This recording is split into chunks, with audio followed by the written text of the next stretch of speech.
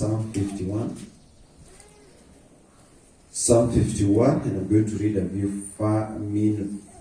few verses from verse 1 to 12, and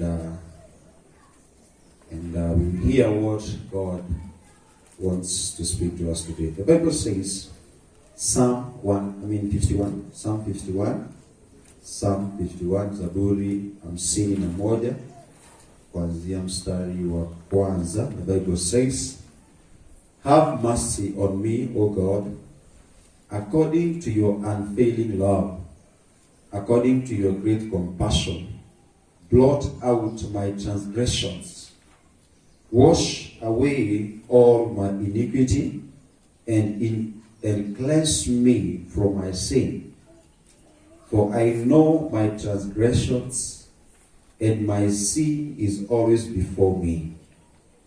Against you, only you have I sinned, and done what is evil in your sight, so that you are proved right when you speak, and justified when you judge. Surely I was sinful at birth, sinful from the time my mother conceived me. Surely you desire truth in the inner parts. You teach me wisdom in the inmost place. Cleanse me with hyssop, and I will be clean. Wash me, and I will be whiter than snow. Let me hear joy and gladness. Let the bones you have crushed rejoice. Hide your face from my sins, and blot out all my iniquity. Verse 10. Create in me a pure heart, O God, and renew a steadfast spirit within me. Do not cast me from your presence, or take your Holy Spirit from me. Restore to me the joy of your salvation, and grant me a willing spirit to sustain me. Praise the name of Jesus. Tumemaliza kusoma. Hallelujah. This is a psalm. Actually, these are the words of David, the servant of God. And these were not easy words. Haya hayakuwa maneno rahisi kwake kusema, kwa sababu alikuwa ametenda dhambi ambayo ilimsumbua kwa muda. In fact, verse 3, the Bible says, I know my transgressions, and my sin is always before me. What kind of sin had this man done? One of the prophets, called Prophet Nathan, he was sent to God, of course, to David, when David committed sin with Bathsheba. David was supposed to be at war at some point, but he didn't go for war. It was an assignment that he was supposed to go and carry, but he did not go for that assignment. So when he was left in the palace, akizunguka pale, he saw a beautiful woman taking a shower, and then Samuel akamchungulia. Na wakati alimchungulia, the Bible says she was a beautiful woman, yes. But then she was like, who is that? It's like I do not know her. But then akasema, let somebody go and bring her to me. When this lady was brought to her, to him, David, he did a worst. He did a sin. He did something sinful. Of course, a sin that God hated, and a sin that God was against as well. And he slept with this woman. And the woman, of course, akapata mimba. And the story is long. We'll go there maybe in the next time or another time. So, what happened is that sin that David committed, ikawa inamsumbua for quite a long time. And that is why he realizes his sin. He realizes that what he did was not right before God. And that is why he's writing this psalm. He realized that I cannot hide from God for long. I cannot pretend to be okay when I am not okay. I cannot pretend to be clean when I am not clean. Praise the name of Jesus. Amen. And I think that is what some of us choose. That is what some Christians do today. That we pretend to be clean, whereas we know we are not clean. We pretend to be believers who are saved, yes, and we are saved, we don't have issues in us, we don't have an issue with God, we are walking right, whereas we know there are things that God has said, there are things that God expects us to do, yet we do not do them. Sometimes we don't even care to some extent to even want to attempt to do that what God expects of us, or that which has been taught or even spoken to us, either by the servants of God, by the people close to us, which are the things that are good, or even by God himself. There are sometimes we just refuse to do that. Praise the name of Jesus. And sometimes we walk with a lot of pretense. Pretense, ile hali ya kujifanya, we are okay, but we are not. We are walking like wounded lions. Sometimes a lion, inaweza kuwa imeumia, lakini because of its ile ukali wake, you may not know kama ameumia. Forget about that. That which is so worse, or the things, the sins that we do inside of us, like hatred, chuki, ni jambo ambalo sometimes inaweza ikasumbua mtu for a long time. But let me tell you, or unforgiveness, that's another one. Unforgiveness. It's something that can eat someone for a long time. At the face value, we think someone is quite okay, and they can give you a very good smile, plastic smile, yeah? They can give you a good smile, but inside of them, they are not okay. They are hurting. They have a problem. And so, I want to believe here, David was like, I think, yes, I have sinned against God. I cannot continue this any longer.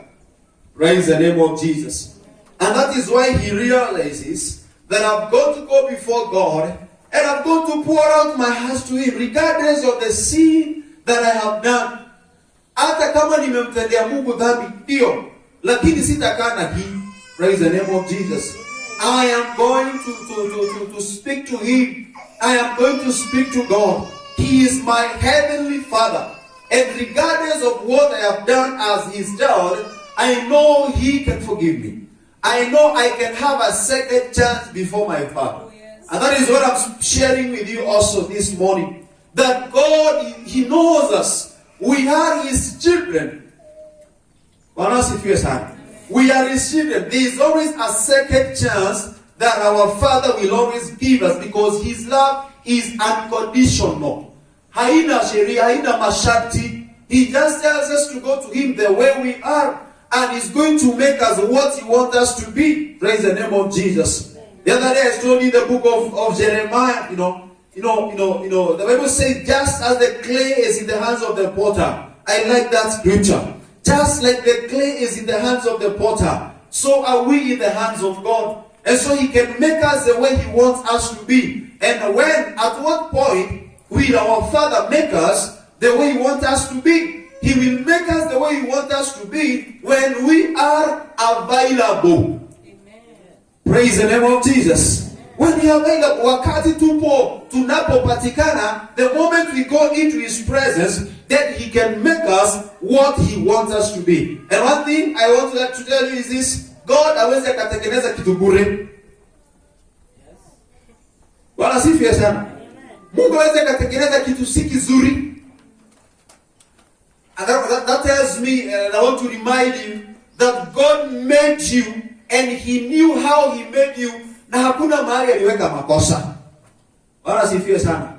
So anyone who will ever tell you are not okay, you're not sweet, beautiful, you're not handsome, let them say, but you I am fearfully and wonderfully made.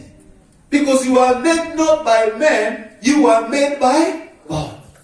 One answer is if you are, regardless of the status of people or your status as well.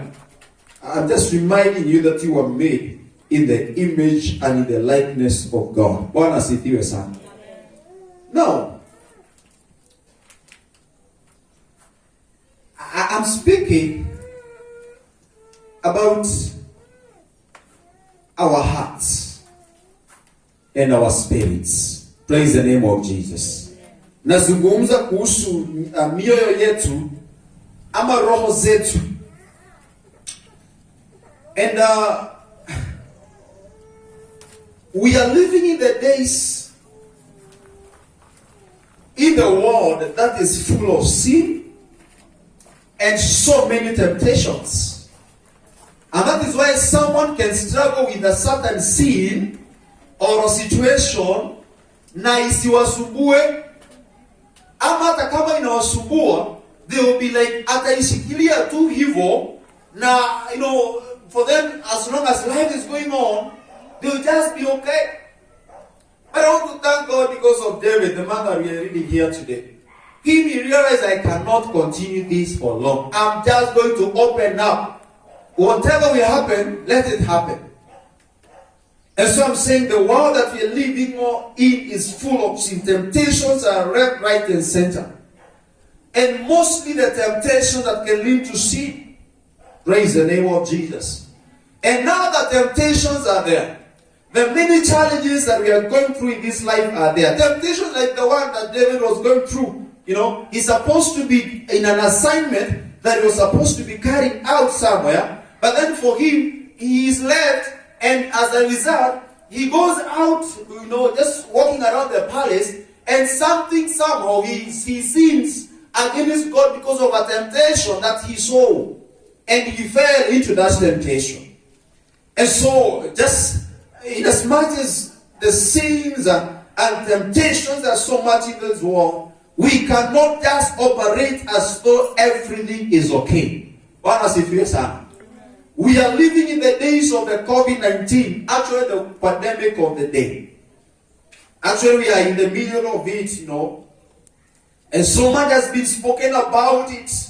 And so many measures have been put to contain the spread of COVID-19. Praise the name of Jesus. Actually, the world today, nobody, they know, there's a word that has come, and everybody knows the word. Everyone is talking of sanitizing. We have to sanitize our hearts. You have to wash our hands. Even the children, they had a song, a song was created or was, composed, yes. They composed a song just to remind people that they need to keep on sanitizing.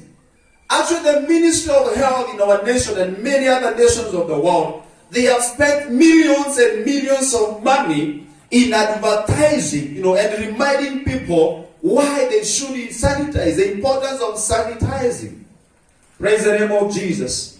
And they told us that sanitizing or washing of our hands in a way, it helps in killing the possible germs in someone's hearts. Ukikuwa labda kuna virusi viko katika mikono zako, when you wash your hands with soap, as they have been telling us, or as they are telling us, or when we use a sanitizer to sanitize those hands, they reduce the possible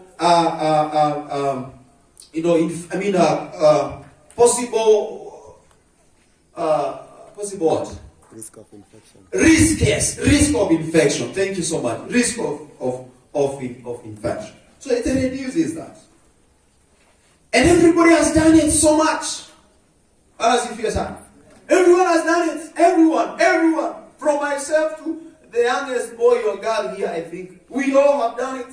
In our nation, it's been a song from villages to towns. Everywhere, this is what has been happening. As if yes, the word is sanitizing. Hallelujah.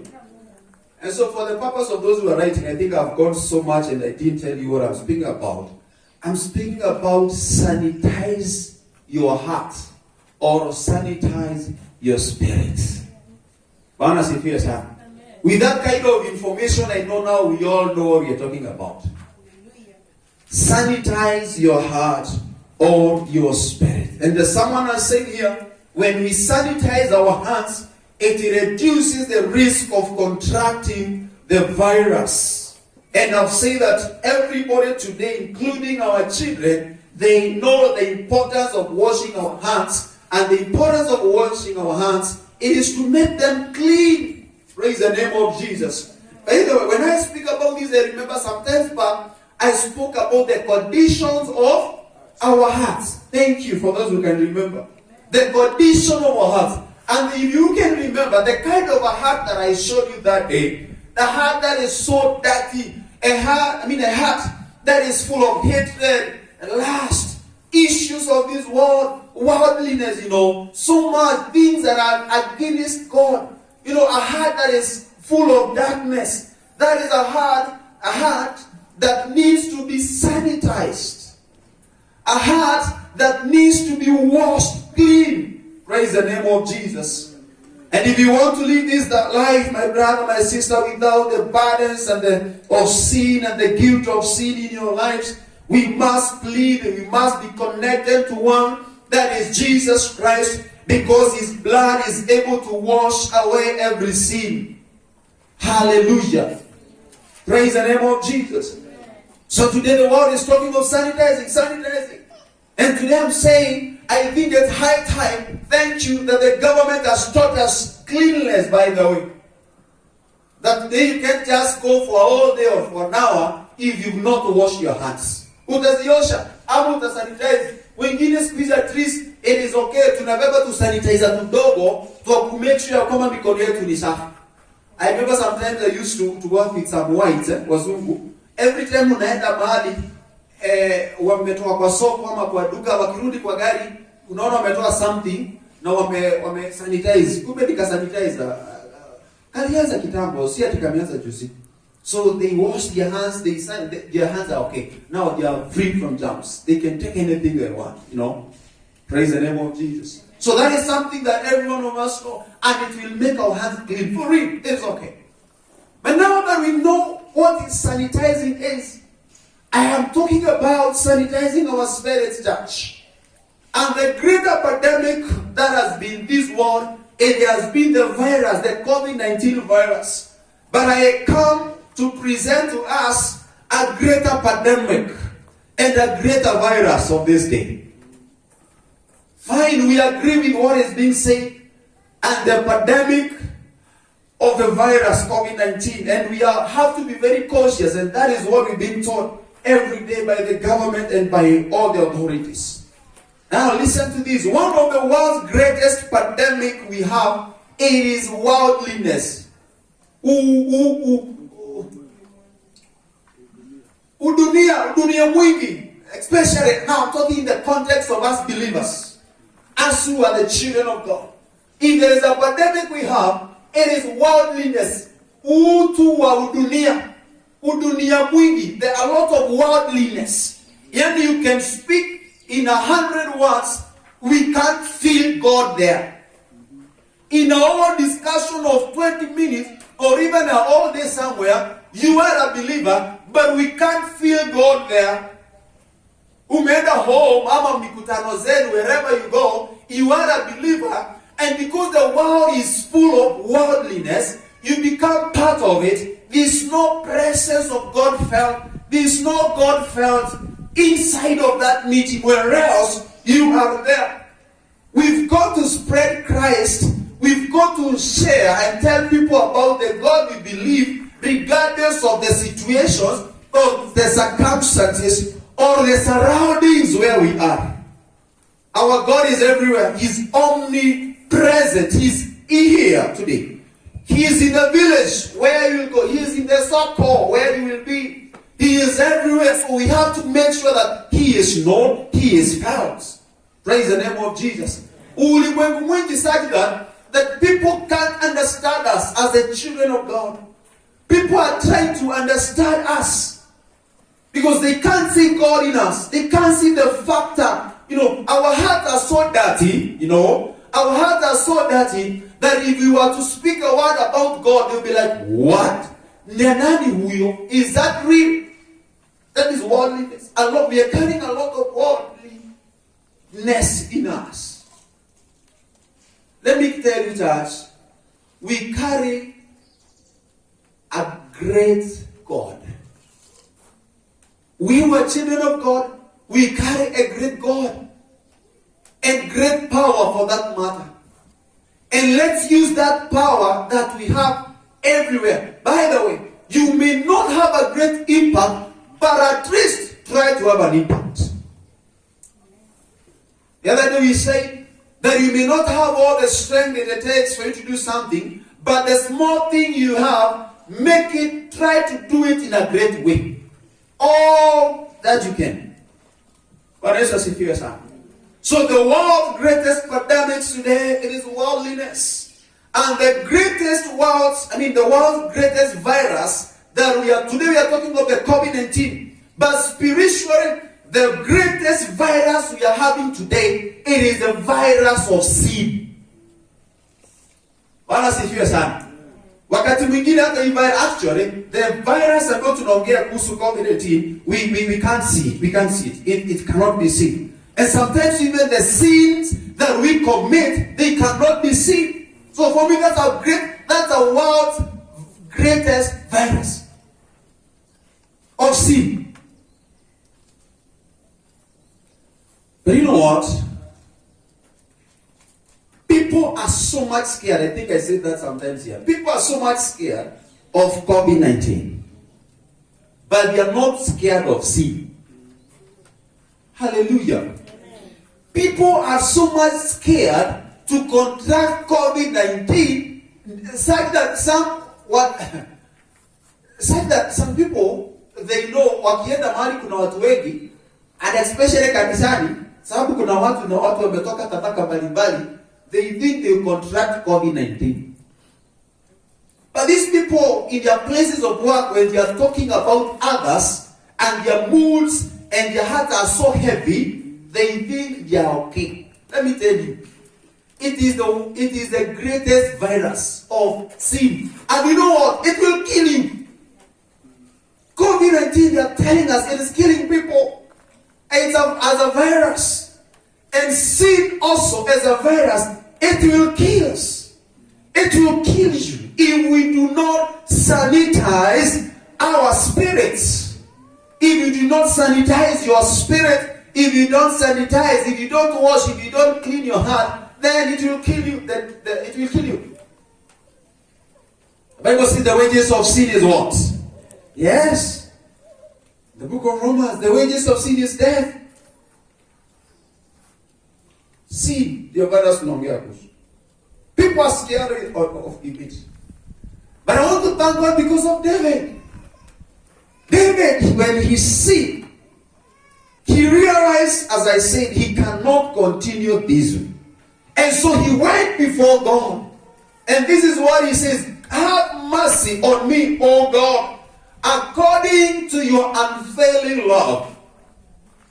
Nirehemu Mungu kupitia upendo wako ambao haushindwi, haupotei. Your love is unfailing. It can't fail. The love of men fails. The love of people, your friends and everyone, it can fail. But the love of God, church, and the world, listen to this, it cannot fail.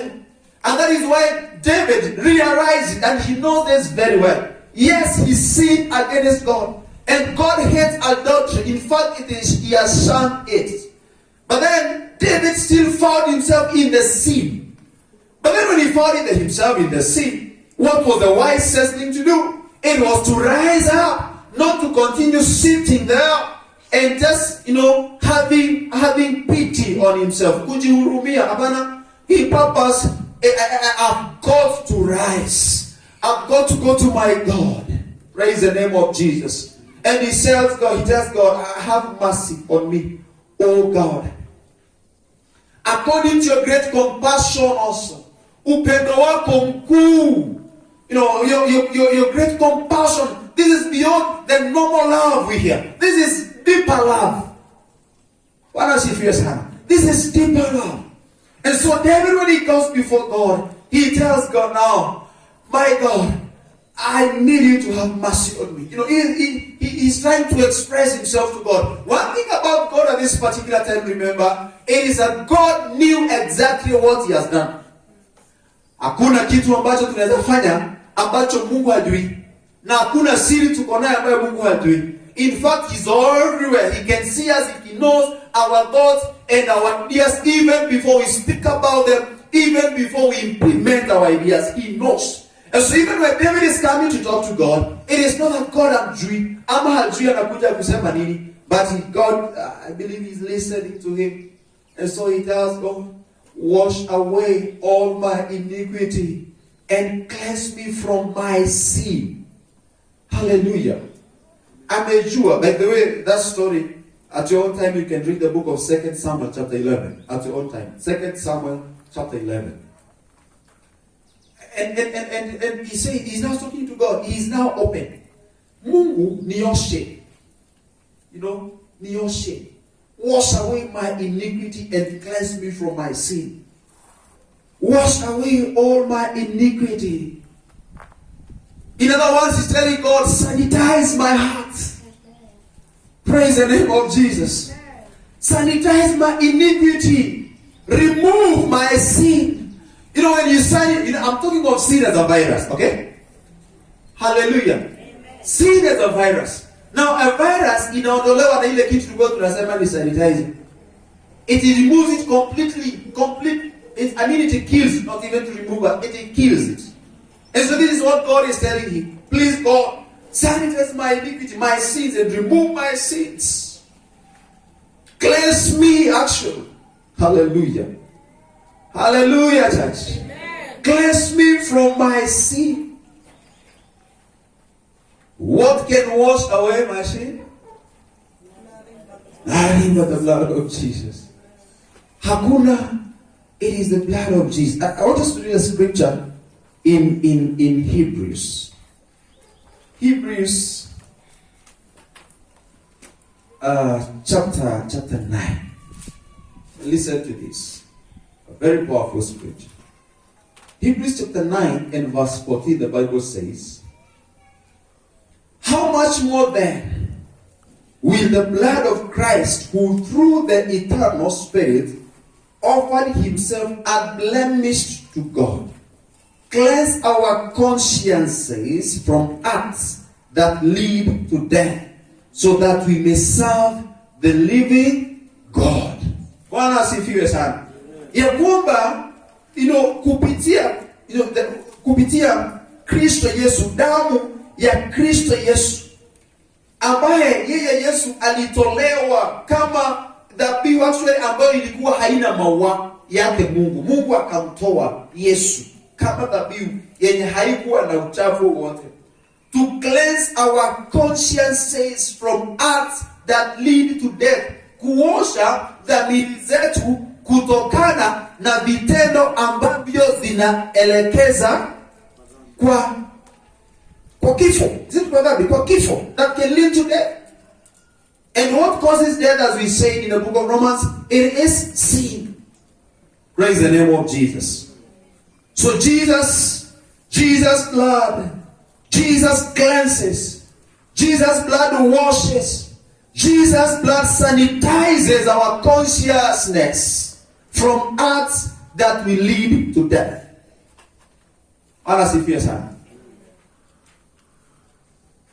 He says, cleanse me. That is verse 7 of let's go back to Psalms 51. Psalms 51. Verse 7, the Bible says, cleanse me and I will be clean. Wash me and I will be whiter than snow. David is acknowledging, what God will do for him. And he says, cleanse me. Nitakase. Na nitatakasika, nitakuwa safi. Wash me and I will be whiter than snow. Praise the name of Jesus. And let me tell you, as I began to say, church, kuna wakati mwingine tunaishi katika dhambi ambazo tunajua, shida ambazo tunajua, mambo ambayo tunajua, this is not right with God. And actually, we know when we are not right with God, we don't need to be reminded or even to be told. And actually, usingojee wakati unajua kwamba you're not okay with God, atungojee Sunday or another, any opportunity that someone can come and rebuke you or tell you your problem or your mistake or your sin. We've always been talking about the Spirit of God. The Holy Spirit, who is a teacher, who is a counselor. He will quicken us, atatushawishi wakati tumetenda dhambi ya kwamba hatutaendelea na hiyo dhambi. And sometimes we even want to be so good and to have, to present our testimonies to people when we still know we are not right with God. May God help us to have His Holy Spirit in us every morning, that we are going to be quick and alert to go before Him with confession.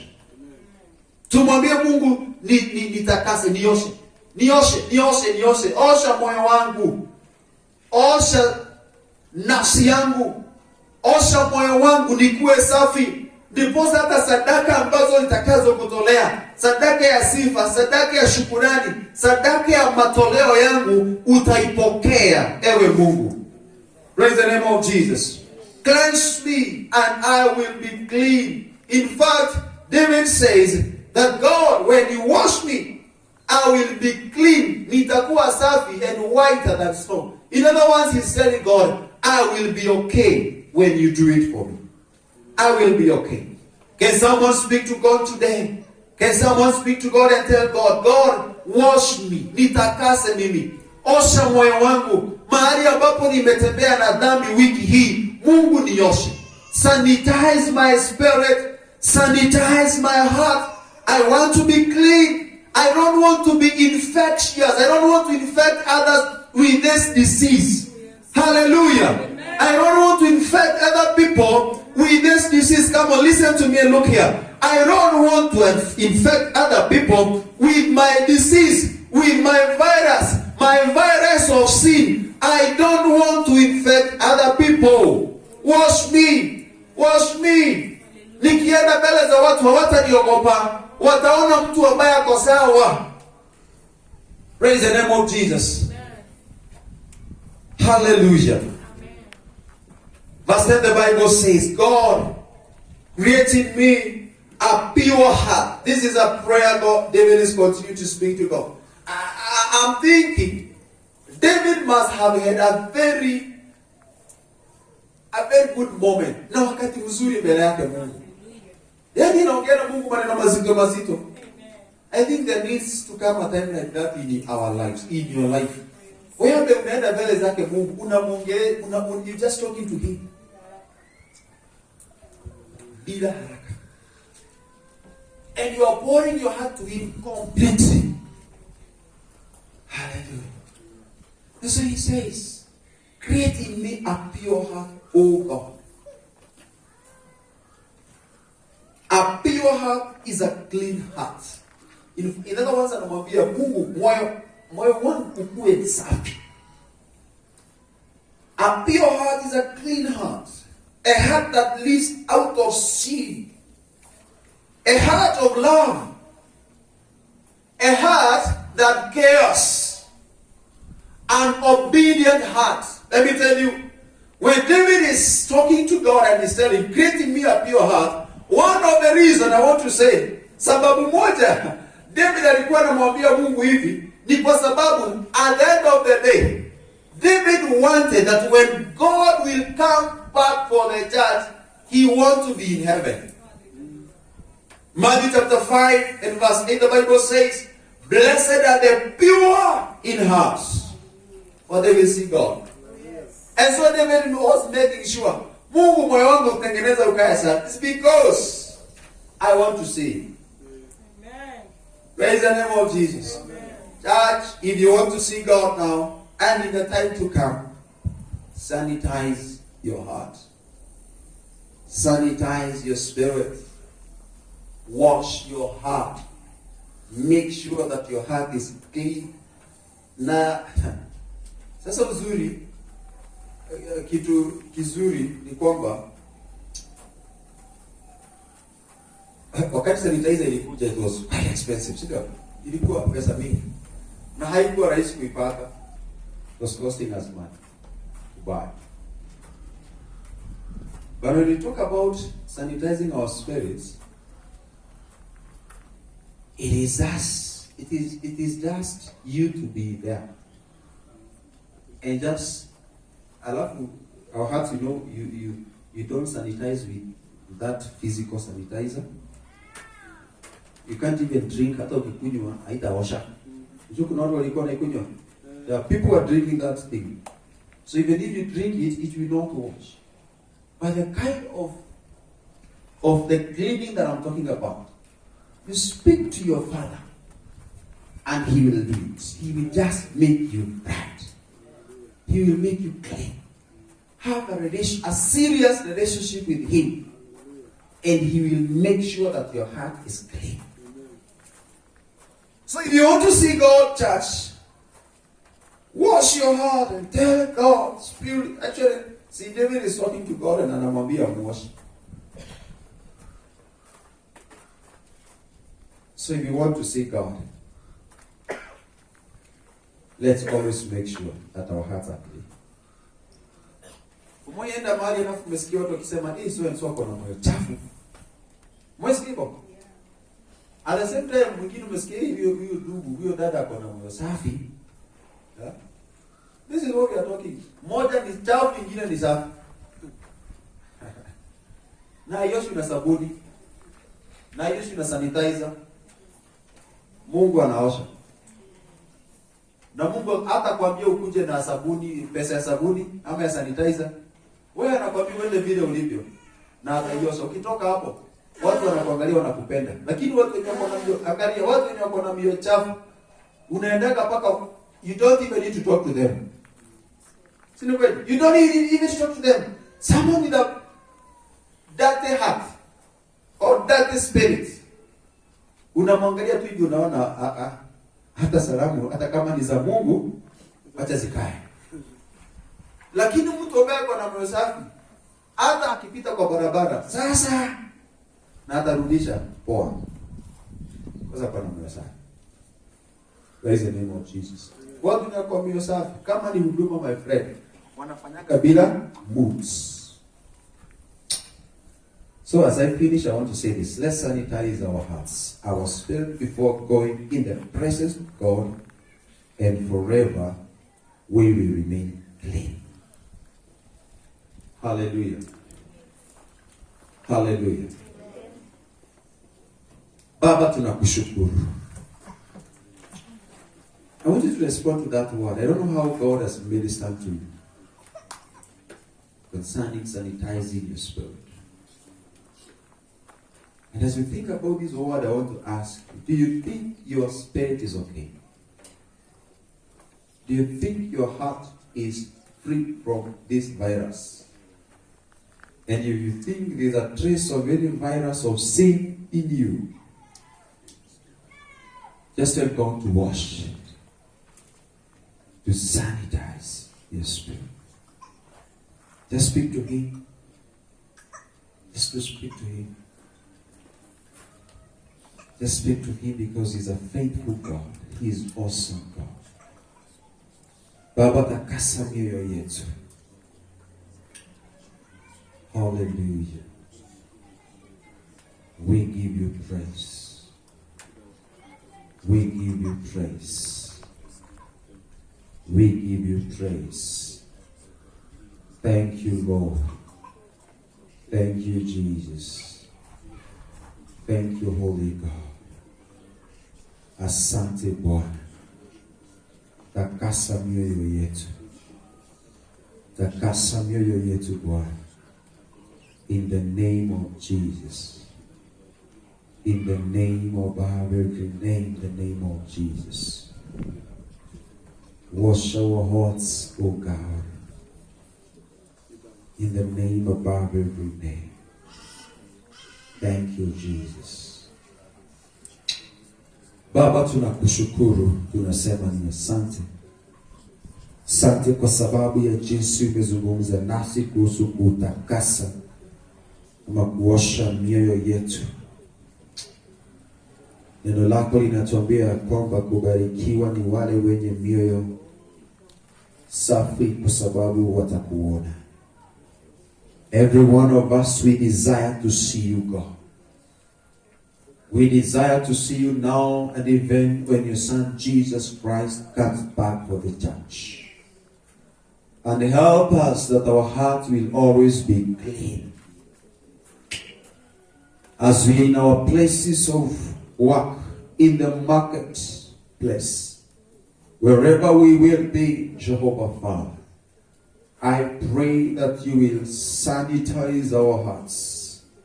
You will sanitize our spirits.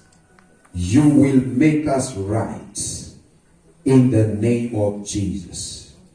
We give you praise and we give you honor. Lord, eventually is any one of us here is struggling in your hearts, oh God. Issues that you're struggling with, oh God. Hallelujah. Father, I want to pray that may you cleanse somebody's heart. By the blood of Jesus, what can wash away sin? Nothing but the blood of Jesus. And so, Holy God, I pray may the blood of Jesus cleanse somebody's sin right now. May the blood of Jesus cleanse someone's sin right now in the name of Jesus, Son of the living God. We give you praise and we give you honor because you are good and you are faithful. Thank you, our Father, that you are cleansing us today and we will forever remain clean. In Jesus' name we pray and we give thanks.